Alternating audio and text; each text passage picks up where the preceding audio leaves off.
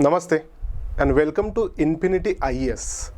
बड़ी important news है आप सभी लोगों के लिए कि जैसे आप लोगों को पता ही होगा UPSC CSE civil services examination notification आ चुका है और ज़बरदस्त एडवर्टाइज है। 861 पोस्ट है, 861। तो बड़ा ज़बरदस्त पोस्ट आया है। ये वीडियो में हम लोग जान लेंगे बेसिक क्राइटेरिया, एलिजिबिलिटी, फीस कितना रहेगा, फॉर्म कैसे भरना है, उसके बाद में कौन कौन अप्लीकेबल है, ये सारे जो बेसिक डिटेल्स है वो ये वीडियो में जानने की सिंपली हम लोग कोशिश करेंगे। तो थोड़ा आगे जाते हैं और आगे जा करके देखते हैं कि वीडियो में क्या क्या है। पहली बात तो यूपीएससी का जो साइट है वो साइट पे आपको इस तरह का नोटिफिकेशन देखने मिलेगा। ये जो नोटिफिकेशन है पीडीएफ फॉर्मेट में अवेलेबल है। तो मैं ऐसा चाहता हूँ कि आप लोग पहले इसको डाउनलोड करो, डाउनलोड करके पहले आप इसको देखो, पढ़ो, अच्छे से पढ़ने के बाद कुछ बातें समझ लो, उसी के बाद आप लोग फॉर्म फिल कीजिएगा। This is very much required. At least आप लोग इसको एक बार गो थ्रू करो, देख लो कि ये बोल क्या रहा है, पढ़ क्या रहा है, क्या यहाँ पे दिया है, और एक बार वो डन हो जाए उसके बाद आप लोग फॉर्म को अप्लाई करो। कुछ बेसिक बातें जान लेते हैं, जैसे कि साइट कहाँ है, कहाँ आपको नोटिफिकेशन मिलेगा। तो upsc.gov.in यहाँ पे आपका नोटिफिकेशन अवेलेबल है, आप नोटिफिकेशन देख सकते हो। फॉर्म कहाँ पे फिलअप करना है वहीं पे आपको देखने मिलेगा यूपीएससी ऑनलाइन, और हमारा जो कमेंट सेक्शन है वहाँ पे आपको इसकी डायरेक्ट लिंक प्रोवाइड की जाएगी। तो सीधे आप लिंक पे कनेक्ट करके सीधे यहाँ पे फॉर्म फिलिंग में जा सकते हो। Other than that last date कब है ये बड़ा इंपॉर्टेंट है। तो लास्ट डेट है आपकी 22 फरवरी। इतना लेट कीजिएगा मत, बड़ा जल्दी फॉर्म भर दीजिएगा, क्योंकि इशू क्या होता है कि जैसे जैसे आप लोग लेट करते जाओगे इशू ये क्रिएट होता है कि जो सेंटर है उनका कैपेसिटी फुल होते जाता है। तो सिटीज़ लाइक पुणे और दिल्ली और जो मेजर सिटीज़ है इंडिया की, वो सेंटर बड़े जल्दी भर जाते हैं। तो ज़्यादा वेट मत कीजिएगा। आप 22 फेब जो है तो इसके बहुत पहले पहले लाइक 15 या तो 18 रहेगी, वहाँ तक फॉर्म फिल कर दीजिएगा। लास्ट डेट तक वेट मत करो। फिर प्रीलिम्स आपका होने वाला है 5 जून को। इस साल चांसेस है कि जो समय इन्होंने बोला है वो समय ये लोग प्रीलिम्स कंडक्ट जरूर करेंगे, क्योंकि लास्ट 2 सालों से ऐसा हो रहा है कि due to COVID exam postpone हो रही है। बट दिस ईयर यहाँ पे चांसेस है कि ये लोग 5 जून को आपका एग्जाम कंडक्ट करने वाले हैं। तो चांसेस नहीं है, मैं तो पूरी तरह से श्योर हूँ, आप लोग भी श्योर हो जाए और वो तरीके से आपकी प्रिपरेशन करो। अगर हम लोग आज की बात करें तो जो भी आज का डेट रहेगा, फॉर एग्जांपल हम लोग फरवरी महीने में है, तो अगर हम लोग 5 फेब आज इमेजिन कर लें तो जस्ट आप लोग समझ सकते हो कि 5 जून को आपका एग्जाम है। तो हम लोग बोलेंगे एक सुपरफिशियली 4 मंथ हमारे पास है, और ये 4 मंथ में आपको टोटल वहाँ पे रीडिंग करना है, रिवीजन करना है। अब ये प्रीलिम्स है, इसका मतलब आपकी पढ़ाई अच्छी खासी हो चुकी है। ये जो आपका पीरियड है वो आपको रिवीजन के लिए रिक्वायर्ड है। उसके बाद मेंस जो होने वाला है तो 16 सितंबर को होने वाला है। ये भी डेट पहले से डिसाइडेड है और 5 दिन तक लगभग ये मेंस आप लोगों का चलता रहेगा। तो डेट आप एक बार अच्छे से देख लीजिए, 22 फेब लास्ट डेट है। उसके बाद प्रीलिम्स का डेट 5 जून को है। ये तो लाइक हम लोग जब प्रिपरेशन करते हैं तो हमारे दीवारों पे लिखा ही होता है, टारगेट सेट करके रखते हैं हम लोग, कैलेंडर में मार्क करके रखते हैं। तो वही मार्किंग को एक बार दोबारा देख लीजिएगा और उसको वो अकॉर्डिंग प्रिपेयर कीजिएगा। फिर एलिजिबिलिटी देखते हैं कि कौन कौन एलिजिबल है, कौन ये एग्जाम को अप्लाई कर सकता है। पहले जनरल कैटेगरी की बात करेंगे, एज डिफरेंस की यहाँ पे बात करेंगे, कितना एज रिक्वायर्ड है।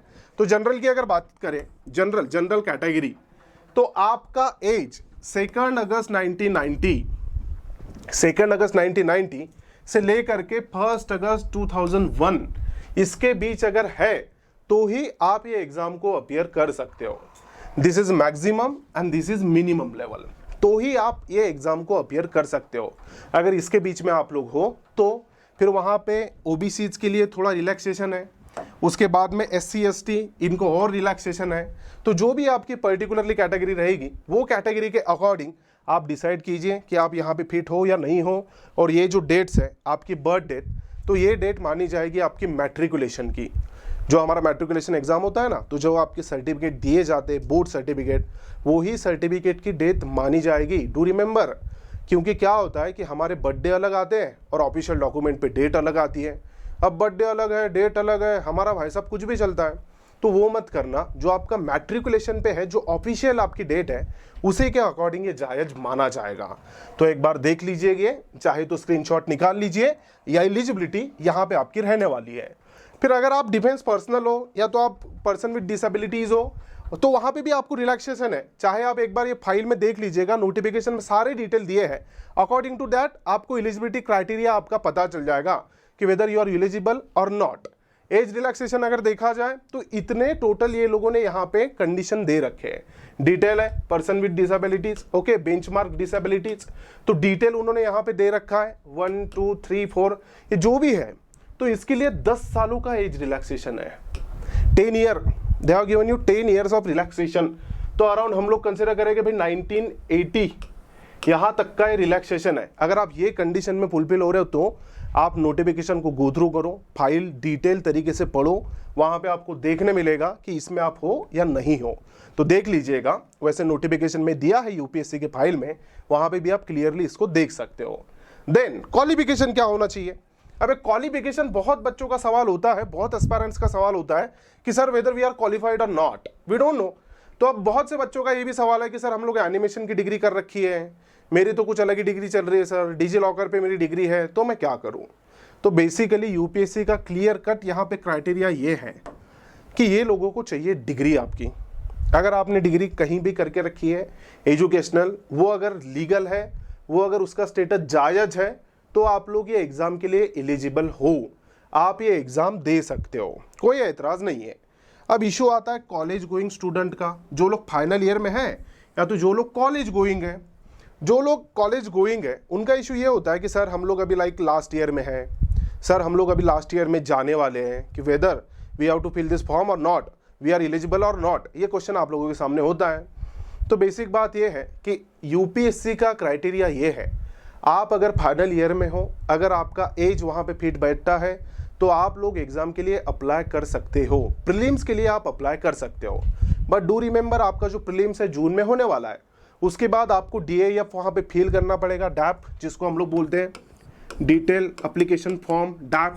तो जब आप लोग डैप फिल करोगे तब आप लोगों के पास आपका फाइनल ईयर का सर्टिफिकेट होना चाहिए। पासिंग का, पास हो गए, ऐसा नहीं कि सर मैं फेल हो गया तो भी अप्लीकेबल है, नो, अगर आप पास हो गए तो ही आप मेंस लिख पाओगे, अगर आप पास नहीं होते हो तो आप मेंस नहीं लिख पाओगे। डिग्री का रिक्वायरमेंट नहीं है, डोंट वरी, डिग्री का रिक्वायरमेंट नहीं है। पहले जो आप मेंस के लिए आप डैप फिल करोगे तो वहाँ पे आपको रिक्वायरमेंट है एक आपके सर्टिफिकेट का, कि हाँ फाइनल ईयर आपने पास किया है, वो जो इशूइंग अथॉरिटी होगी उनका सर्टिफिकेट ले लो और वहाँ पे फिल कर दो, वो हो जाएगा। लेकिन जब आप इंटरव्यू के लिए जाओगे, जब आपका एक्चुअल सिलेक्शन होगा, तब आपको डिग्री रिक्वायर होगी, तो उसमें तो बड़ी एक लंबी प्रोसीजर है, बहुत समय जाना है, तब तक आप लोगों के पास वो आ ही जाएगा। तो क्लियर, अगर आप फाइनल ईयर में हो, you can appear for this examination, prelims examination, but before filling the form for mains you will need final year passing certificate, वो आपको चाहिए होगा। अगर वो आपके पास नहीं है तो दिक्कतें आएगी, तो वो थोड़ा सा अरेंजमेंट करवा लीजिएगा कि तब तक आपका वो आ जाए, ठीक है। फिर उसके बाद जो लोग डॉक्टर लाइक एमबीबीएस वगैरह का प्रिपरेशन कर रहे हैं, या तो जो लोग ये एग्जाम के लिए बैठे हैं एमबीबीएस पढ़ाई कर रहे हैं, तो वो लोगों का ऐसा है कि आपका कोर्स कंप्लीट होना चाहिए और आप इंटर्नशिप में होना चाहिए। बेसिकली आप लोग भी पास होना चाहिए इंटर्नशिप में। तो अगर आप भी ये हो तो आपको भी वहाँ पे फॉर्म भर सकते हो, आप भी इसमें अप्लीकेबल हो। फिर नंबर ऑफ अटेम्प्ट की बात कर लेते हैं। नंबर ऑफ अटेम्प्ट किसको कितने हैं? नंबर ऑफ अटेम्प्ट देखे जाए तो SC ST कैंडिडेट को अनलिमिटेड है, बट नो डाउट वहाँ पे एज लिमिट है till 37, unlimited number of attempt till 37, हाँ, उसके बाद नहीं दे सकते। ओबीसीज को 9 नंबर ऑफ अटेम्प्ट्स है, और यहाँ पे कुछ स्पेशल कैटेगरीज दी रखी है, उनको भी कुछ ना कुछ रिलैक्सेशन अटेम्प्ट में दिया जाता है। तो फॉर जनरल कैटेगरी के लिए केवल 6 अटेम्प्ट्स है। अगर हम लोग बात कीजिए SC ST की तो उनके लिए अनलिमिटेड है। अगर हम लोग बात करें ओबीसीज की तो 9 नंबर ऑफ अटेम्प्ट्स है, ओके। तो 9 अटेम्प्ट है, 9 अटेम्प्ट आप लोगों को देना है, 9 अटेम्प्ट आपको है वो देना है। अगर आपके इतने नहीं हुए, क्योंकि जब आप फॉर्म भरोगे तो फॉर्म भरते वक्त आपको मेंशन करना पड़ता है कि कितने नंबर ऑफ अटेम्प्ट हो चुके हैं, और ये मतलब जो भी रहेगा वो तो आपको पता ही रहने वाला है, लेकिन कितने नंबर ऑफ अटेम्प्ट आपके हो चुके हैं, तो वो वहाँ पे रिक्वायरमेंट रहेगा। फीस कितनी होती है, ये भी बड़ा इंटरेस्टिंग है। बहुत से लाइक जो कैंडिडेट है, बहुत से जो एस्पायरेंट्स हैं, फीस के बारे में बात करते हैं कि सरकार फीस कितनी है, तो फीस बड़ी कम है। यूपीएससी का बहुत ही अच्छी बात है, 100 रुपीज़, दैट्स इट। वो भी सर्टन लोगों को एक्सेप्शन इसमें दिया जाता है। For example SC candidate, ST candidate, female candidate, इनको किसी भी प्रकार की फ़ी नहीं है, तो कोई फ़ी भरने की ज़रूरत नहीं है। इनके अलावा जो भी लोग हैं वो लोगों को 100 रुपीज़ है केवल, उससे ज़्यादा फीस ये नहीं लेते। तो बड़ा अच्छी बात है यूपीएससी की, बहुत कम खर्चे में आपका हो जाएगा। तो डोंट वरी, आप फी भर सकते, फी यहाँ पे कंप्लीट करोगे। जब आप लोग फी भरोगे तो उसके बाद आपके सामने ऑप्शन आता है सेंटर सिलेक्शन का। तो डू रिमेंबर, अगर आपने फॉर्म में कुछ गड़बड़ कर दी, गलती से कोई गड़बड़ आपकी होती है, तो आपको पूरा फॉर्म दोबारा भरना है। कोई एतराज़ नहीं, आप फॉर्म भर दो, कोई गलती आपने की है तो आप वो फॉर्म को छोड़ दो, 100 रुपीज़ आपके जाएंगे। अगर आप जनरल कैटेगरी से हो तो आप क्या करो, सिंपली दोबारा एक न्यू फॉर्म भरो, और जो आपका रजिस्ट्रेशन आईडी आएगा, तो जो हायर नंबर रहेगा ना, उसको बाद में रेफर कीजिएगा। और फॉर्म भरते वक्त एक उसका चाहे तो फोटो या तो स्क्रीनशॉट अपने पास लेके रखिएगा। वैसे यूपीएससी भी आपको मैसेज भेजती है, वो रजिस्ट्रेशन आईडी आपके पास आता है, तो आपको रजिस्ट्रेशन आईडी संभाल के रखना पड़ेगा। ओके, तो फीस बड़ी कम है, इतनी ज़्यादा है नहीं। अब मुद्दे के बात पे आते हैं, देख लेते हैं कि कितनी वैकेंसीज है। तो बड़ा नंबर है 861। बड़ा नंबर मैं इसलिए बोल रहा हूँ because last year just see here 712 इतनी कम वैकेंसीज थी लास्ट ईयर। तो ये साल बड़ी अच्छी खासी वैकेंसीज बढ़ी है, आपके पास बहुत ही ज़बरदस्त चांस है। वैसे वैकेंसी कुछ भी रहने दो, आप लोगों को तो प्रिपेयर करना है, आपको तो एक सीट चाहिए, वो आपको मिलनी है। तो वैकेंसी कोई भी रहने दो, वो ज़्यादा मैटर नहीं करता। बट यहाँ पे अब बहुत अच्छी अपॉर्चुनिटी है कि ज़्यादा अच्छी खासी वैकेंसी आई है 861। तो लगभग यहाँ पे पहले इतनी हुआ करती थी, फिर बाद में थोड़ी थोड़ी कम हुई और इसको इंक्रीज किया, लगभग ये 19 के लेवल पे ये लोगों ने लेके आए। एग्जैक्टली इतना तो नहीं है, कम है, बट अच्छे खासी पोस्ट इस समय आई है, तो बड़ा अच्छा चांस है। Don't miss this opportunity, please आप ये अपॉर्चुनिटी ले लो और अच्छी तरीके से प्रिपेयर करके अच्छी तरीके से आप पास हो जाओ। फिर देखते हैं सेंटर सिलेक्शन। देखो सेंटर सिलेक्शन का जो प्रोसेस है ना, तो आप लोगों को अभी दोनों सेंटर सिलेक्ट करना पड़ेंगे। आपको प्रीलिम्स का भी सेंटर सिलेक्ट करना पड़ेगा, as well as you have to select centre for mains examination also. तो सेंटर सिलेक्शन इंपॉर्टेंट क्यों है? क्योंकि कोविड का समय चल रहा है, हमें फ्यूचर पता नहीं कि फ्यूचर में होने क्या वाला है, तो हम ये बता नहीं सकते कि लॉकडाउन लगेगा या नहीं लगेगा। तो वो सारी बातें आपके थोड़ा जहन में रख के आप सेंटर सिलेक्ट कीजिएगा। लाइक जो भी सिटी आपसे नज़दीक है, आप वही सिटी को सिलेक्ट करो, वही सिटी आपको बेटर रहेगी। तो जो सिटी में आप रहते हो, अगर आपके यहाँ पे सेंटर है, बहुत अच्छी बात है। अगर आपके नज़दीक है, आप वो सिटी सिलेक्ट करो, और सेंटर जल्दी से जल्दी सिलेक्ट कर लेना, क्योंकि बहुत से सेंटर फिलअप हो जाते हैं, तो वो फुल हो जाते हैं, बाद में वहाँ पर आपको नहीं दिया जाता। कुछ कुछ सेंटर ऐसे हैं, जैसे कि नागपुर वगैरह है, ये कभी भी फिल होते नहीं है, तो वहाँ पे आपको कभी भी मिलेगा। बट पूना है, दिल्ली है, यहाँ पे बहुत से एस्पायरेंट प्रिपेयर करते हैं, हैदराबाद है, तो ये सिटीज़ के सेंटर काफ़ी क्विकली फिल हो जाते हैं, तो बात ध्यान में रखिएगा। मेंस का भी सेंटर आपको अभी सिलेक्ट करना पड़ेगा।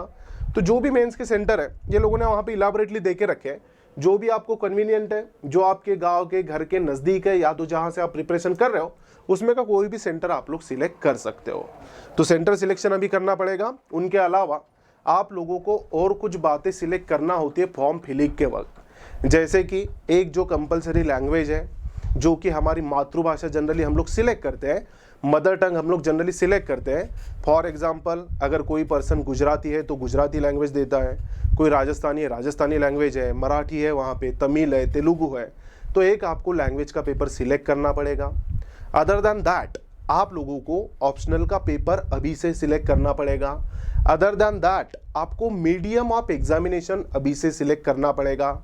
अदर देन दैट जो पेपर होते हैं ऑप्शनल के, उनके लिए सेपरेट लैंग्वेज आप चूज कर सकते हो, वो भी आप लोगों को सिलेक्ट करना पड़ेगा। डॉक्यूमेंट का रिक्वायरमेंट क्या क्या होता है, कौन कौन से डॉक्यूमेंट रिक्वायर्ड है फॉर्म फिलिंग के वक्त?